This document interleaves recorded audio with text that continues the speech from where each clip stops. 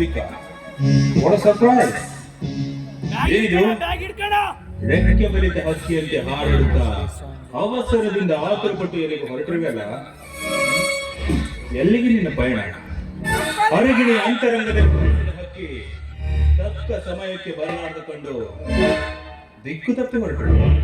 ಇಲ್ಲ, ಅಮೃತದ ಸವಿಜೆಯನ್ನು ಸವಿಯಲು ಬಾರದ ದುಂಬಿಯ ಜಾರಿಯ ಕಾಯ್ದೆ ದಿಕ್ಕೆಟ್ಟು ಕಂಗಾಲಾಗಿಲ್ಲ. ಇದಕ್ಕಾಗಿ ನೀನು ಯೋಚಿಸುವ ಅವಶ್ಯಕತೆ ಇಲ್ಲ. ಬಯಸಿ ಬೇಡುವ ಮುನ್ನವೇ ಕಲ್ಪವೃಕ್ಷವಾಗಿ ಬಂದಿರೋ ಈ ಹಕ್ಕಿನ ಧಿಕ್ಕರಿಸಬೇಡ.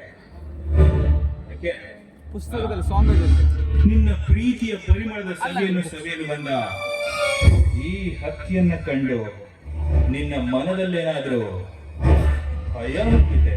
ಭಯ ಪಡ್ಲಿಕ್ಕೆ ಇದಿರು ದಿಕ್ಕಿಲ್ಲದ ಹಕ್ಕಿ ಅಲ್ಲ, ಮಾನವಂತರ ಮನೆಯಲ್ಲಿ ಅನ್ನ ತಿಂದು ಬದುಕಿದ ಬಲವುಳ್ಳ ಹಕ್ಕಿ ನಾನು. ಆಕಾಶದಲ್ಲಿ ಹಾರಾಡುತ್ತಿರುವ ಹಕ್ಕಿಗಳ ರೆಕ್ಕೆಗಳನ್ನ ಕುಕ್ಕುಲ ನಿಮ್ಮಂತ ಹತ್ತುಗಳ ಕೈಯನ್ನು ಕತ್ತರಿಸುವ ಹಕ್ಕಮಾರಿ ಹಕ್ಕಿ ನಾನು. ಮಿಸ್ಟರ್ ಮಹೇಶ್, 3 ವರ್ಷಗಳಿಂದ ನಾನು ನೋಡ್ತಾ ಇದ್ದೀನಿ. ಮಾತು ಮಾತಿಗೂ ನಿನ್ನ ಬಲೆಯ ಹಾಕೊಳ್ಳಿಕ್ಕೆ ಪ್ರಯತ್ನ ಪಡ್ತಾ ಇದ್ದೀನಿ. ಹೆಜ್ಜೆ ಹೆಜ್ಜೆಗೂ ನಿನ್ನ ಆತ್ಮದಲ್ಲಿ ಇಟ್ಕೊಳ್ಳಿಕ್ಕೆ ಸಂಚು ಮಾಡ್ತಿದ್ದೀಯಾ.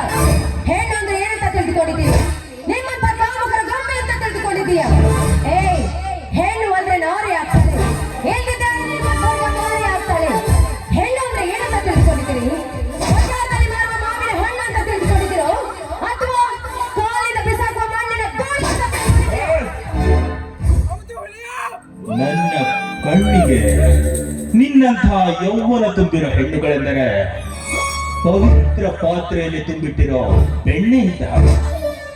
ಈ ಬೆಣ್ಣೆಯಂತ ಹೆಣ್ಣು 3 ವರ್ಷಗಳ ಹಿಂದೆ ನನ್ನ ಕಣ್ಣಿಗೆ ಹಾಲಾಗಿತ್ತು. ಆ ಹಾಲನ್ನು ಕುಡಿಯಬೇಕೆಂಬ ಹಂಬಲ ನನ್ನ ಮನದಲ್ಲಿ ಹುಟ್ಟಿಕೊಂಡಿದ್ದು. ಆದ್ರೆ ನಿನ್ನ ಪ್ರಿಯಕರ ಆ ಹಾಲಿಗೆ ಹೆಪ್ಪು ಬಿಟ್ಟ. ನಿನ್ನ ಮನದಲ್ಲಿ ಪ್ರೀತಿ ಎಂಬ ಬೀಜವನ್ನ ಬಿತ್ತೆ. ಆಗ ನೀನು ಹಾಲಿನಿಂದ ಮೊಸರಾದ. ಸರಿ, ಆ ಮೊಸರನ್ನ ಕುಡಿಯಬೇಕು ಅಂದುಕೊಳ್ಳುತ್ತಿರುವಾಗಲೇ ಕ್ರಮೇಣ ನಿನ್ನ ಮನಸ್ಸು ಮದುವೆಗೆ ಮುಂದಾಯಿತು. ಈಗ ನೀನು ಮೊಸರಿನಿಂದ ಬೆಣ್ಣೆಯಾಗಿ ನನ್ನ ಕಣ್ಣ ಮುಂದೆ ನಿಂತಿರುವೆ. ಈ ಹೊತ್ತನ್ನ ನಾನೇನಾದ್ರೂ ಮಿಸ್ ಮಾಡ್ಕೊಂಡ್ಬಿಟ್ರೆ ಮತ್ತೆ ನೀನು ಸುಖವಾಗಿ ದೇವರಿಗೆ ಮೀಸಲಾಗುವೆ. I don't want to miss this chance, Miss Amika. That's why ಈ ಬೆಣ್ಣೆನ ತಿನ್ನಬೇಕೆಂಬ ಹಠದಿಂದ ರಸಿಕನಾಗಿ ಬಂದಿದ್ದೇನೆ. ಇದಕ್ಕೆ ಅವಕಾಶ ಮಾಡಿಕೊಟ್ರೆ ಸರಿ, ಇಲ್ಲ ಅಂತಂದ್ರೆ ಈ ಬೆಣ್ಣೆನ ಕದ್ದು ತಿನ್ನೋ ಕಟುಕ ನಾನಾಗಬೇಕಾಗುತ್ತೆ.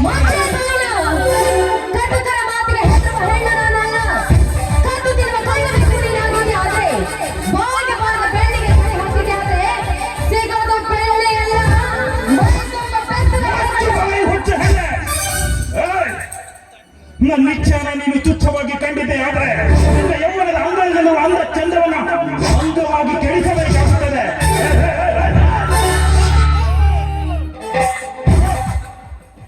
ನನ್ನ ಇಚ್ಛೆಯಂತೆ ನಡೆದರೆ ಸರಿ, ಇಲ್ಲವೆಂದರೆ ನನ್ನ ಇಚ್ಛೆನ ಈಡೇರಿಸಿಕೊಳ್ಳೋ ಛಲ ನನಗೆ.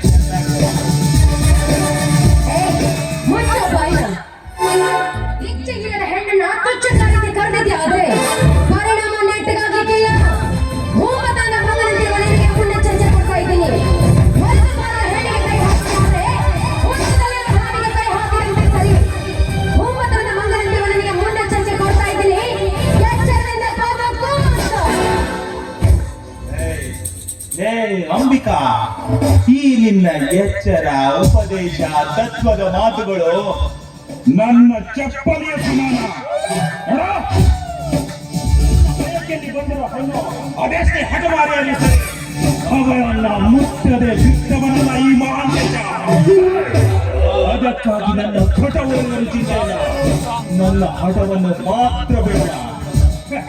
ಹುತ್ತದಲ್ಲಿರೋ ಹಾವನ್ನು ಕಡಿಗಿದ್ರೆ ಅಪಾಯ ಕಟ್ಟಿಟ್ಟ ಬುದ್ಧಿ ಎಂಬುದನ್ನು ನಿನ್ನ ತತ್ವದಲ್ಲಿ ತಿಳಿದಿದೆ ನಿಜ.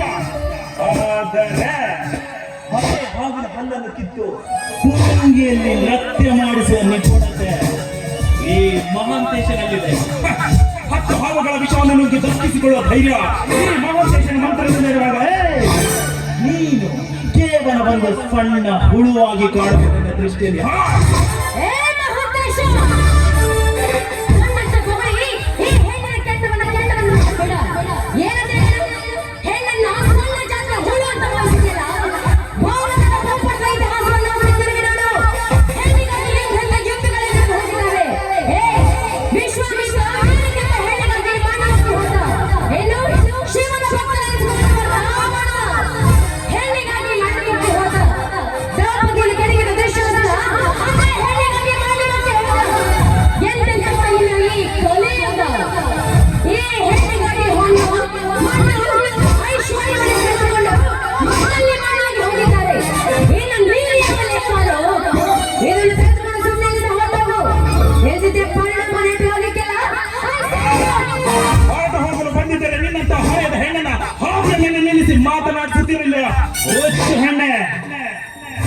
ಜಗತ್ತಿನ ಇತಿಹಾಸ ಹೇಳುವ ನಿನ್ನ ದುರಂತದ ಪುಸ್ತಕದಲ್ಲಿ ಪುರುಷರ ಪೌರುಷದ ಪುಟಗಳನ್ನು ಮರೆತು ತಿರುಗಿರುವೆ.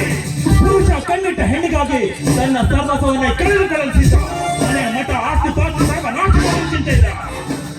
ಇಷ್ಟಪಟ್ಟ ಹೆಣ್ಣನ್ನು ಕಟ್ಟಿಕೊಳ್ಳದಿದ್ದರು ಇಷ್ಟು ಆಳಬೇಕೆಂಬ ಕೆಟ್ಟ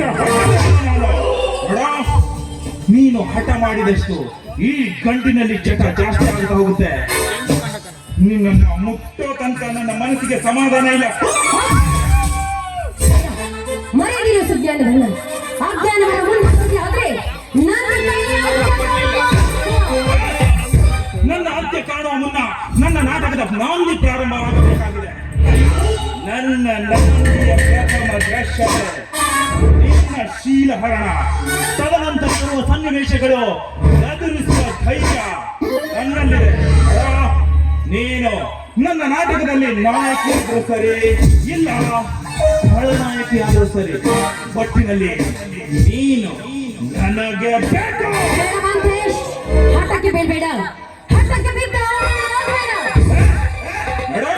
ಇದು ಮಾತನ್ನ ಹೇಳುವ ಕೇಳುವ ಸಮಯ ಸಂದರ್ಭ ಇದಲ್ಲ. ನಾವಿಬ್ಬರು ಸರಸವಾಡುವ ಸಂದರ್ಭ. ಬಾ ಬಾ. ಕತ್ತಿಗೆ ಲೆತ್ತೆ ಪೆಟ್ಟು ಬಿದ್ದಾಗಲೇ ಅದಕ್ಕೆ ಬುದ್ಧಿ ಬರುತ್ತೆ ಅಂದ್ರೆ ನಿನ್ನ ತೋರಿಗೆ ನಾನು ಕೊಡುವ ಪೆಟ್ಟು.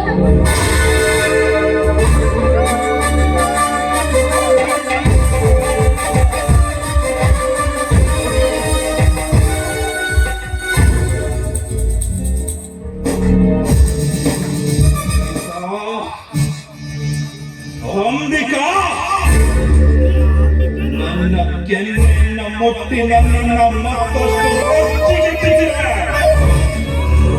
ನಾನೀಗ ಎಡೆ ತುಳಿದ ಕಟ ಸರ್ಪ. ಈ ಘಟ ಸರ್ಪ ನಿನ್ನನ್ನು ಯಾವಾಗ ಕಚ್ಚುತ್ತೋ ಗೊತ್ತಿಲ್ಲ.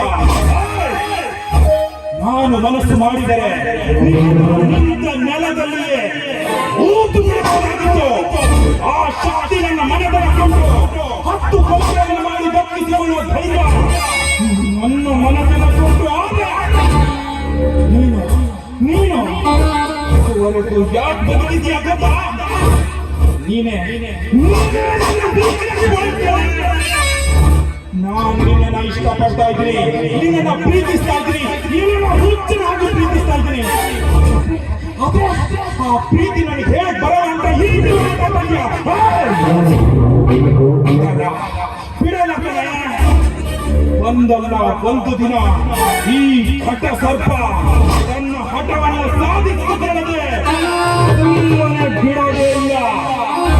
It's a challenge.